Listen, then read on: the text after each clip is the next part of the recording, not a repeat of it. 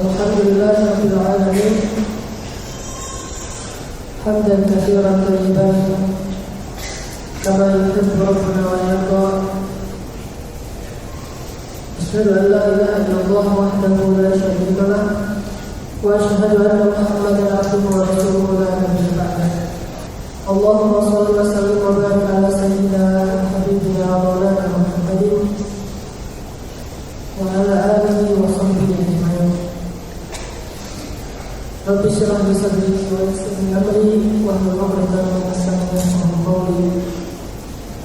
Teman-teman yang dirahmati Allah Subhanahu wa taala, dari Kickstarter yang sama-sama kita lihat di Instagram Pemuda Hijrah, di situ ada beberapa halaman yang kayaknya agak kurang nyambung. Pertama, masjid, dan masjidnya Masjid Nabawi begitu. Kedua, skateboard. Ketiga, wheelchair. Masjid, skateboard, wheelchair. Ini kayak teka-teki gitu. Dan saya melihat angle-nya bahwa ternyata tiga hal yang kayaknya nggak ada hubungannya bisa menjadi sesuatu yang enjoy. Kalau banyak orang berpikir bahwa itu adalah visual yang riset atau tiga elemen tadi sesuatu yang tidak perlu disatukan, berarti dia belum memahami bagaimana Islam itu mudah, indah, dan memberikan rasa nyaman kepada siapapun. Sehingga malam ini saya ingin bahas tentang mudahnya Islam. Betapa mudahnya agama Islam. Dan visual itu diambil ketika kurang lebih setahun yang lalu kita umroh sama di sini ada Evi Permana sama Ino, dan mereka berdua bawa papan mencoba untuk mengubah mainstream bahwa umroh itu nggak boleh bawa papan. Hal yang pertama terjadi ketika kita keluar dari bandara Jeddah, guide kita yang ada di sana tuh heran. Dia bilang, ini kayaknya ada barang yang bukan milik jamaah. Apa? Papan skateboard. Oh, saya bilang justru itu milik jamaah karena ada jemaah saya yang memang anak skate. Dan mereka pengen coba main skate di Arab Saudi, di Mekah dan di Madinah. Akhirnya kita bawa ke Mekah. Hari pertama di Mekah tuh Evi main. Setelah selesai rangkaian umroh, malam itu kita konsen umroh dulu, kita tawaf, sa'i, tahalul, udah istirahat di Mekah. Paginya Evi main di jalan di depan Masjidil Haram, jalan raya sih. Dan luar biasanya waktu itu Evi dimarahin sama jamaah dari Afghanistan, dari Arab lah. Ada Afghanistan, ada dari Arab. Mereka ngakuin kalau bahasa kita mah mungkin ya, saya juga nggak ngerti dan berapa. Siapa pas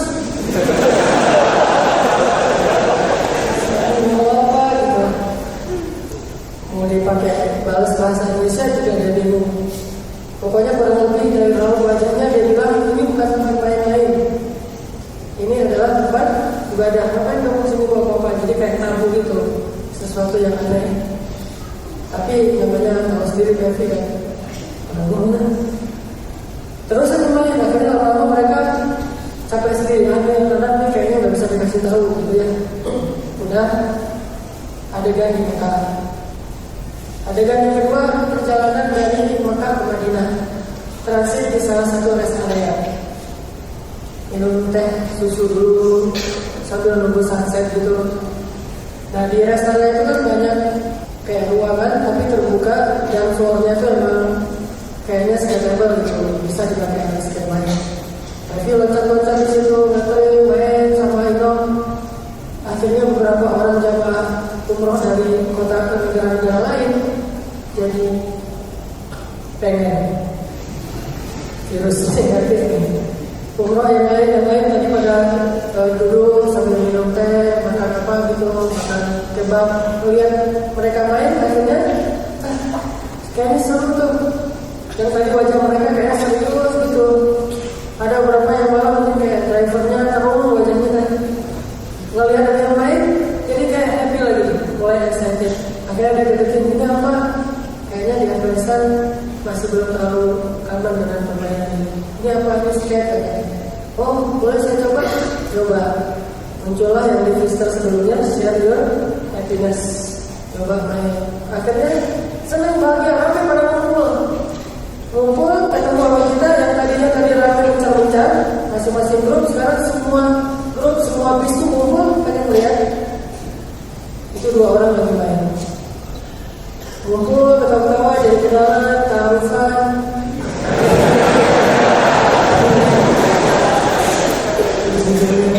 Kayak ta'arufan itu maksudnya kenalan sama jamaah gitu ya, cewek. Walaupun ada ceweknya juga sih. Ta'arufan ya gitu, dia gimana apa segala macam, bahasa Inggris campur lah pokoknya. Udah gitu sampai ke Madinah, ketika standar kita dapat ke orang tua dan seterusnya. Hari ketiga kalau nggak salah menjelang pulang, tapi mereka main lagi, dan kali ini mereka mainnya di depan masjid persis di pelataran Masjid Nabawi. Dan nggak nyangka juga mereka lagi membawa saya di situ, tiba-tiba dilihat sama askar, panggil, panggil. Kita kayak takut gitu kan. Ternyata pas datang dia nanya dari mana, Indonesia. Kata dia.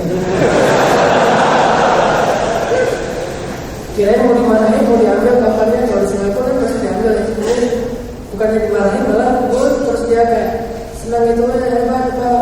Dan pas bawa saya lagi, ternyata di belakang ada yang ngekor, yaitu anak kecil yang bawa keluarga. Nah dari sini saya ngambil beberapa hikmah dan coba saya pahami dengan kenapa saya membimbing mereka umrah, mengizinkan mereka berpapahan saya, mengizinkan mereka main dengan syarat tidak selesai rangkaian ibadah. Ketika sudah selesai umrah, udah main aja deh, selama tidak mengganggu orang lain. Terus juga di Masjid Nabawi malamnya, karena orang yang kita lihat main itu belum tentu dia itu sepanjang hidup atau seharian main. Inal dan Kali itu saya kenal dan memang cukup dekat juga, sering main bareng walaupun saya nggak main yang main skateboard, tapi melihat mereka main, saya tahu banget kalau dibanding di antara jamaah kita yang umroh, waktu itu itu tawafnya paling banyak. Asal pulang dari masjid, tanya, kan dari mana? Habis tawaf, Ustaz. Kan dari mana? Habis pulang tawaf. Ini pemimpinnya dia atau saya? Tawafnya sering banget gitu. Entah tawafnya jalan kaki, entah pakai skateboard. Oh, saya kerjanya. Oh, Masya Allah, ternyata jalan di judge hanya dengan melihat angle visual lainnya. Itu juga gitu. Ketika sholatnya lama gitu, atau alikas dulu berapa kali, beberapa juz saya ada juga nih. Yang jelas, itu kan hanya satu part dari sekian banyak bagian program yang mereka jalankan. Nah, saya jadi melihat bahwa dulu di zaman Rasul ada nggak ya orang yang main di depan masjid Nabawi? Jadi penasaran kan, kepo hadis. Akhirnya nyari hadis boleh. Dari sekian banyak hadis tentang kehidupan para sahabat, saya temukan beberapa hadis. Salah satunya yang cukup populer adalah hadis Bukhari, bab boleh menamakan masjid dengan nama satu kabilah. Boleh menamakan nama masjid dengan nama satu kabilah. Misalnya kabilahnya itu Bani Salamah, berarti masjid Bani Salamah. Kabilah Bani Hashim, masjid Bani Hashim. Tidak harus masjid Baitur Rahman, masjid Al-Furqan, Taqwa, Al-Ikhlas, kan banyak yang misalnya boleh menamakan masjid dengan nama kabilah. Tapi redaksi dari hadis itu bukan tentang nama masjid doang. Ada angle lain yang bisa kita ambil dari hadis yang sama. Angle-nya apa? Waktu itu Nabi ngadain acara lomba berkuda antara satu tempat ke tempat yang lain. Startnya mulainya di salah satu tempat di tengah padang pasir, finishnya di masjid Bani tertentu. Ini artinya Nabi mengadakan permainan di antara para sahabat, dan salah satu tempat untuk permainan itu bahkan finishnya itu ada di masjid, di mana orang berkumpul menunggu para juara masuk ke finish dan bersorak gembira, memberi semangat. Itu heboh aja, belum lagi nanti ada selebrasinya kalau dia menang, dan itu semuanya dilakukan di depan masjid Bani tertentu di dalam kota Madinah. Oh, berarti nggak dilarang dalam Islam di depan masjid anak muda main selama tidak melanggar syariat dan ganggu orang lain. Baca lagi nemu lagi tuh hadis. Ini lebih populer lagi. Hadis Nabi nonton acara Habasyah Fest. Jadi orang-orang Habasyah itu kayak ngadain festival gitu di Madinah. Festival apa? Festival hari jadi kota Habasyah. Dan ini juga bisa menjadi dalil bahwa memperingati hari jadi sesuatu yang pernah dilakukan di zaman Nabi. Walaupun Nabi tidak melakukannya, tapi Nabi melihat, menyaksikan, bahkan menonton dan tidak memprotes. Memperingati hari jadi yang bentar lagi nih, hari jadi kalau masih Indonesia tanggal 17 Agustus. Kalau ada orang bilang kok nggak ada dalilnya, nggak ada sunnahnya, berarti dia kurang baca kali. Karena hadis Nabi itu jumlahnya yang dihafal oleh Imam Bukhari itu ada 300.000. Namanya kita hafal 300.000, sehingga kita bilang tidak ada contohnya. Ternyata ada hari jadi kota Habasyah. Lalu orang-orang Habasyah yang tinggal di Madinah, budak-budak Habasyah, orang-orang budak yang Habasyah kan itu saudaranya kliennya Bilal aja, orang kayak Bilal. Walaupun kita kalian apa? Kita bikin festival aja, festival Habasyah. Apa yang mereka perform? Ada dance. Dance-nya tentunya dance ala prajurit. Tapi namanya dance kan? Dengan pedangnya, dengan di atas tongkangnya, di atas kudanya, dance saja. Dance ala prajurit. Dan Nabi melihat laki-laki itu pada memperlihatkan tarian khas Habasyah. Tarian para prajurit Habasyah. Aku menyaksikan. Terus nanti ada perform lagi syair Habasyah tentang banyak hal, tentang cinta kepada tanah air, tentang negeri mereka yang indah dan seterusnya. Yang mereka menggambarkan orang Habasyah itu orang-orang terpilih, bahwa gigi mereka putih-putih dan seterusnya. Digambarkan dan indah dan bangsanya. Nabi mendengarkan. Ada lagi yang perform bulat. Jadi ada yang di pojok sini ada syair, di pojok sana tuh ada tadi dance, di pojok sini nanti ada pertandingan bulat. Pertandingan bulat antara budak Habasyah, dan kalau di kita mungkin lebih ke kayak ultimate fight gitu. Wah, bertanding, tahu lah. Ada perform kan? Nabi menyaksikan. Sama siapa Nabi nonton? Sama Aisyah. Dan waktu itu Aisyah meletakkan dagunya di atas pundak Nabi Sallallahu Alaihi Wasallam. Nonton. Jadi nonton bareng selama sesuatu yang ditonton itu tidak melanggar syariat, itu sudah Nabi. Ya kita sama istri kalau sudah punya juga ya. Jalan yang kita nonton apa? Nonton misalnya angklung di angklung ujung misalnya. Nonton kedua dengan pasangan yang ditonton sesuatu karya dari budaya tradisi yang begitu kaya dan seterusnya. Itu sesuatu yang sunnah dari Nabi SAW. Jangan kita menutup sunnah Nabi dan membatasinya hanya dalam urusan ibadah. Dan itulah Islam luas. Karena Islam itu the way of life, syukur, komprehensif. Maka kita harus melihat dari semua itu. Dan semua itu Islam. Dan itu dilakukan Nabi, disaksikan oleh Nabi di depan masjid. Setelah sekian lama Nabi nonton, ini menunjukkan Nabi nontonnya udah lama. Udah lama, Nabi bilang ke Aisyah, udah yuk. Dan kita tahu jawaban Aisyah ada. Kata Aisyah, gitu. Aisyah manja gitu kan, gak perlu ngomong. Enggak ada, kita lagi enggak manja. Oh ya udah, Nabi taruh lagi ngomongnya. Aisyah baca lagi. Banyak banget pelajaran di sini. Salah satunya pelajaran gimana romantisnya Nabi dengan istrinya. Jadi nanti kalau kita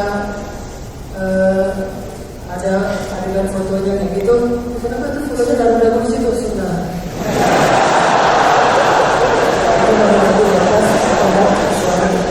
Kayaknya harus praktekin sekarang. Kalau perlu selfie. Dan waktu itu sampai 3 kali Nabi nanya kepada Aisyah, udah belum? Masih kayak gitu, udah belum? Udah ya. Setelah selesai dengan itu, Aisyah komen. Kan tadi postingan Nabi, Aisyah kasih komen. Sebetulnya saya sih nggak menikmati festivalnya, karena Aisyah nggak terlalu ngerti nih tentang budaya Habasyah, belum lagi tentang tarungnya gitu kan. Aisyah berarti lembut kan ya, nggak bisa melihat sih lembut, jadi sebetulnya nggak terlalu tertarik dengan duel, taruh atau apa, nggak terlalu tertarik. Terus ngapain Aisyah kalau kayak betah banget? Kata Aisyah, aku cuma pengen nunjukin ke orang-orang gimana romantisnya aku dengan Rasulullah SAW. Artinya campur sedikit itu juga sudah Nabi. Kita campur nunjukin, tapi dengan syarat sudah halal. Justru kalau udah halal satu aja. Kenapa orang yang berhal pada campur sampai posting di Instagram segala macam, bikin film, kenapa kita yang sudah halal enggak? Harusnya Despacito itu buat yang udah halal.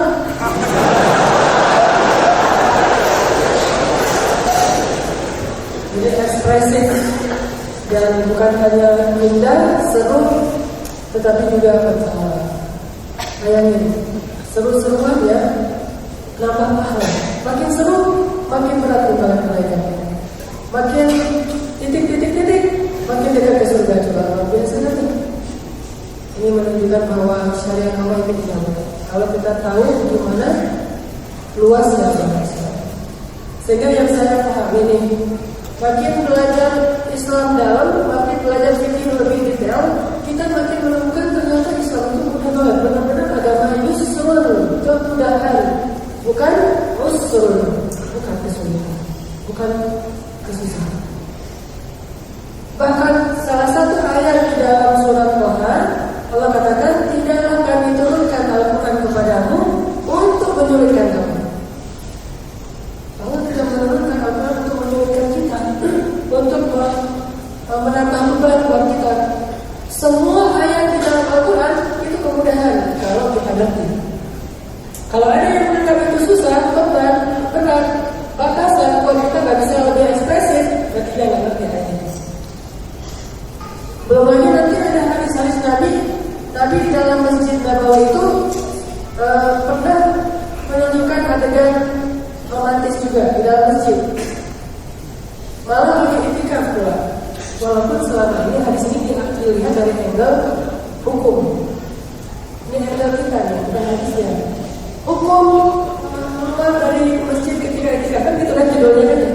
Nabi tidak pernah keluar dari masjid ketika iktikaf. Bahkan majlis ramadan aja Nabi, Aisyah yang datang ke masjid, Nabi keluarkan kepalanya aja, tapi tubuh beliau masih di dalam masjid.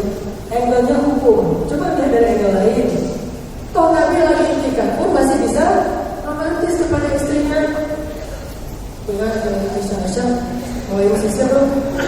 Habis Nabi tanya, Aisyah datang ke ruang sisir. Rasulullah panggil dari bayangin wajah Aisyah yang cantik, yang lembut, yang pemalu, datang ke masjid yang banyak laki-laki, kan canggung banget tuh pada Aisyah tuh. Imajinasikan dengan khusnuzon. Aisyah itu orangnya pemalu. Saking pemalu sampai dijuluki Umayroh, yang wajahnya kemerah-merahan. Lalu dikit langsung merah. Kita udah digini-giniin belum merah. Kalau udah, pokoknya kalau ada postingan wajah Aisyah merah, itu lagi malu. Nah Aisyah yang canggung, yang malu-malu, lihat banyak laki-laki lagi ketika di masjid mencari Rasul di antara mereka, apalagi mungkin Rasul paling depan, sedangkan pintu masjid paling belakang. Sehingga Aisyah dari jauh gimana wajahnya, lalu lalang, bingung Aisyahnya. Kan ini pemandangan romantis banget, seorang kekasih datang pengen ketemu kekasihnya, tapi malu. Akhirnya Nabi lagi dengan sahabat, tiba-tiba melihat Aisyah, Nabi langsung berkah senyum beliau, bahagia, wah kekasih saya datang. Istri saya yang cantik dan datang lagi langsung ke depan. Ya Rasul, saya bawa sisirnya ke sini. Rasul keluarin kepalanya di sisir sama Aisyah. Nyisir sebetulnya rambut Rasulullah itu kan kusut. Tahu sendiri kan rambut Rasulullah itu pada kanan Eropa kan? Rambutnya itu keriting apa? Ikal gitu dan semundar. Gini aja beliau udah rapi tuh dia. Wudu doang, dengan wudu beliau sudah kan wudu dan Nabi kepalanya diginiin dengan air sah dan langsung rapi. Kenapa kata Aisyah? Rasulullah pengen ngerasain belayan di kepala beliau dari tangan istri yang soleh. Ini adegan nggak bisa terjadi kalau belum.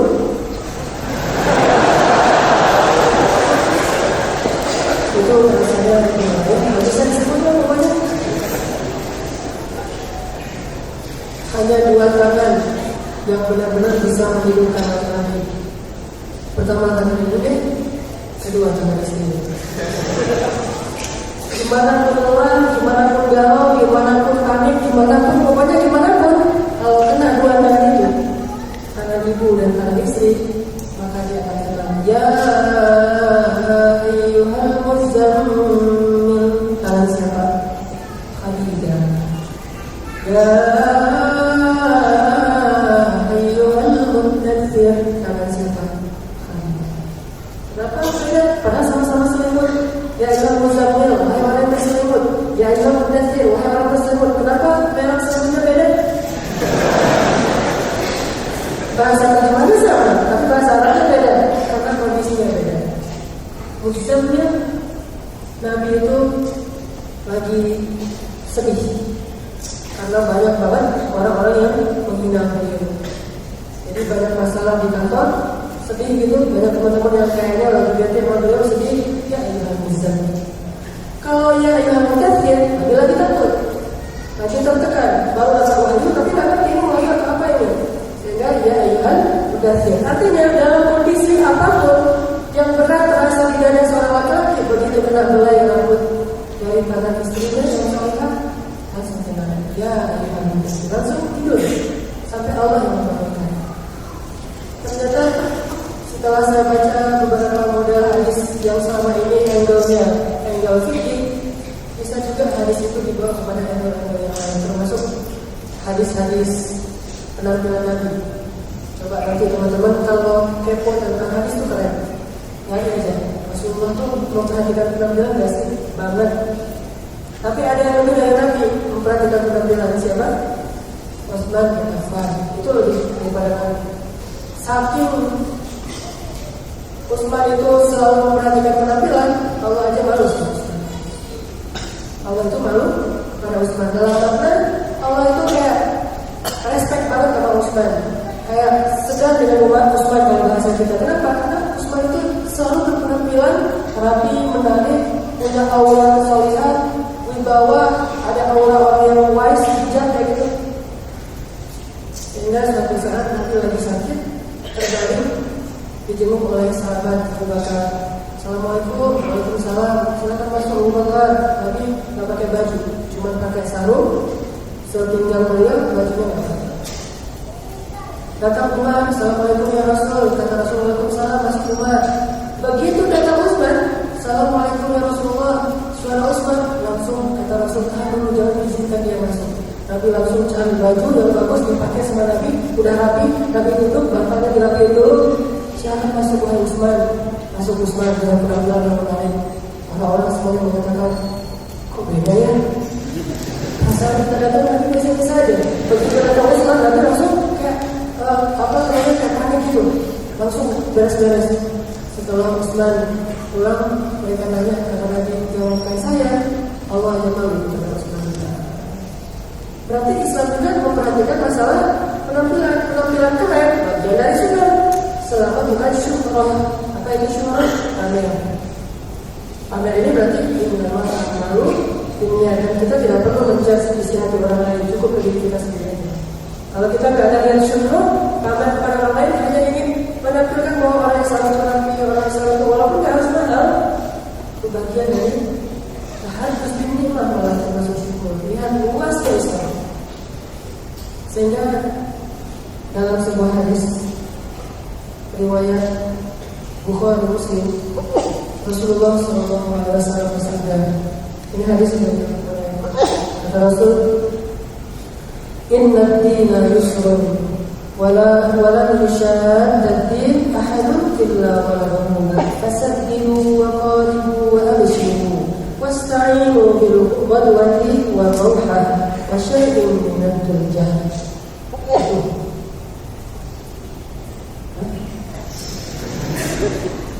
Apa artinya? Kata Nabi, Inna ad-dina yusrun, agama itu mudah. Ini Nabi yang mengatakan, saya Bukhari Muslim, Inna ad-dina yusrun, agama itu mudah. Ditambah lagi dengan kata-kata Allah sendiri, yuridullahu bikumul yusra wa la yuridu bikumul usra. Allah pengen mudahin kalian, Allah gak pengen nyusahin kalian. Ditambah lagi dengan nasihat Nabi kepada dai beliau yang banyak diutus ke Yaman, Muaz bin Jabal. Sebelum Muaz berangkat, Nabi menasihati Muaz. Kata Nabi, ya Muaz, bagaimana kamu akan mengajarkan Islam kepada orang-orang Yaman? Kalau mereka punya masalah, gimana kamu akan menyelesaikan masalahnya?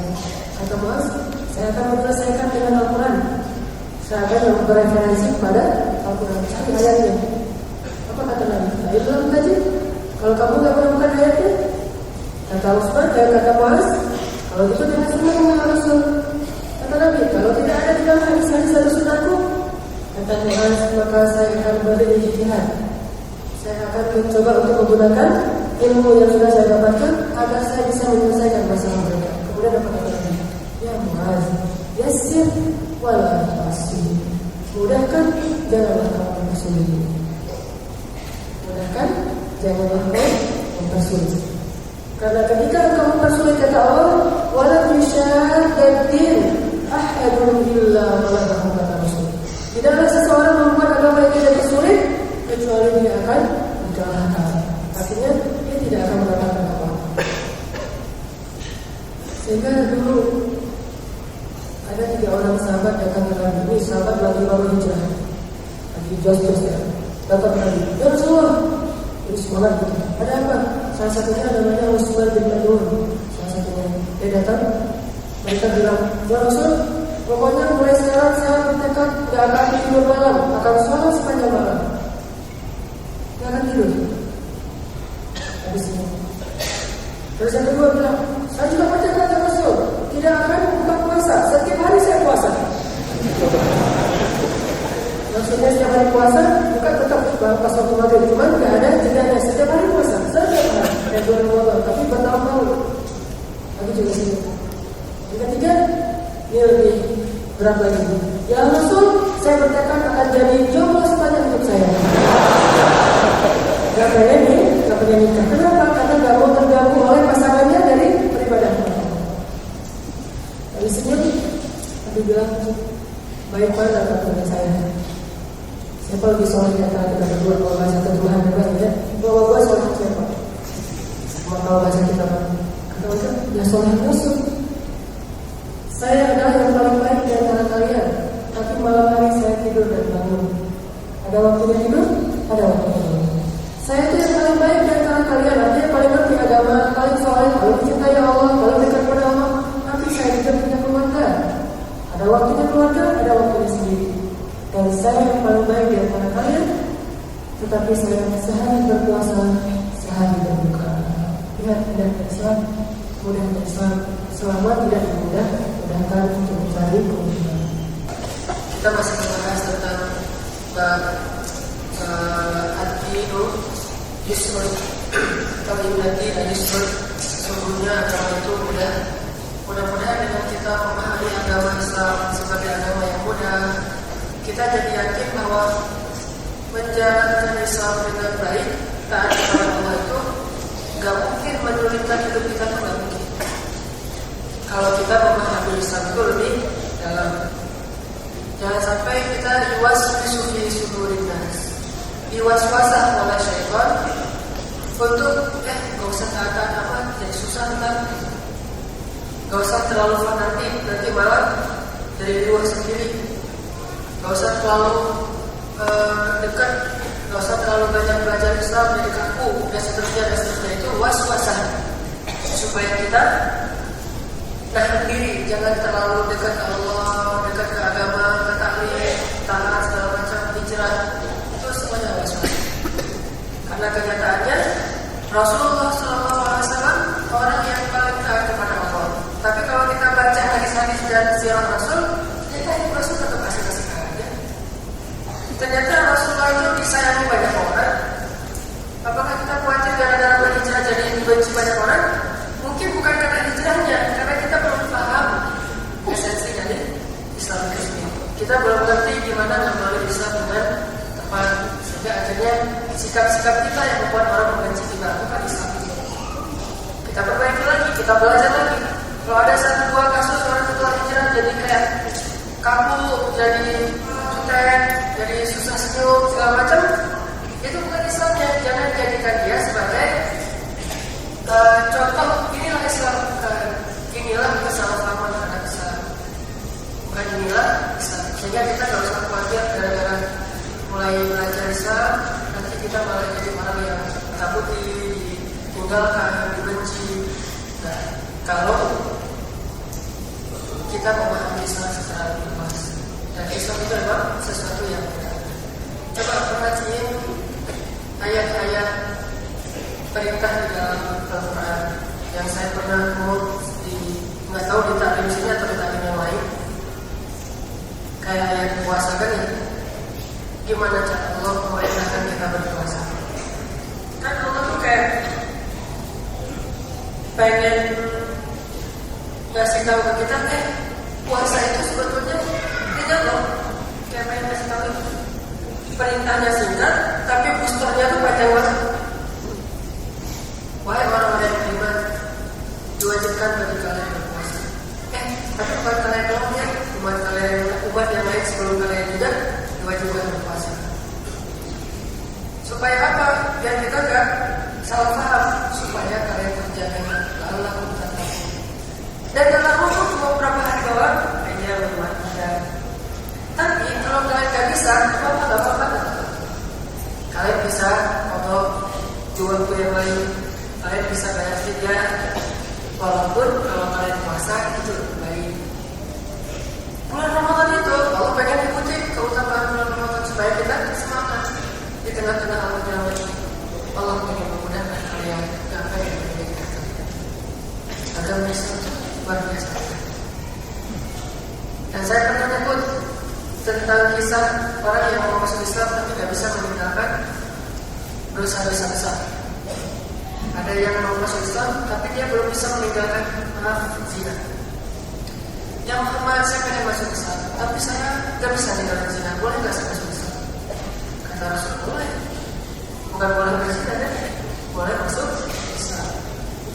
Ustaz, saya ini masih kerjaan saya itu masih belum benar Ustaz. Banyak sumber-sumber rezeki saya itu nggak halal. Tapi boleh nggak saya ikut belajar di taklim? Boleh belajar nih. Ustaz, saya belum kerja Pak, boleh nggak saya ikut taklim? Boleh. Taklimnya Rasul Muhammad, saya pengen masuk Islam tapi belum bisa meninggalkan zina. Boleh nggak saya masuk Islam? Boleh. Katakan, oh boleh. Ya udah. Sahabat baikkan. Asyhadu an la ilaha illallah, asyhadu anna Muhammadan Rasulullah. Belajar sebentar. Dibuat dia tenang dulu dan tenang, nanti datang. Ini personal touch, tapi langsung ngomong ke dia Tuhan. Gimana perasaan kamu? Kalau ada yang masih dari ibu kamu, langsung mulai kepada hatinya. Wah, habis keluarnya langsung. Tapi mancing hatinya. Jadi yang dipikat itu adalah hatinya. Lah dikrofiti, dari paksa agama itu, tapi dibujuk. Karena agama itu sesuatu yang baik dan perlu dipaksa. Apa perasaan kamu kalau ada yang berzina dengan istri kamu? Wah, apalagi istri ya.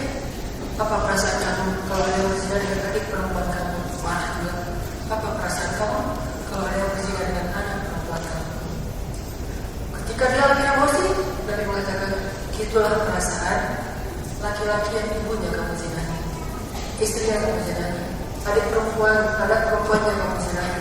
Dia juga akan senang, pasti sakit hati banget.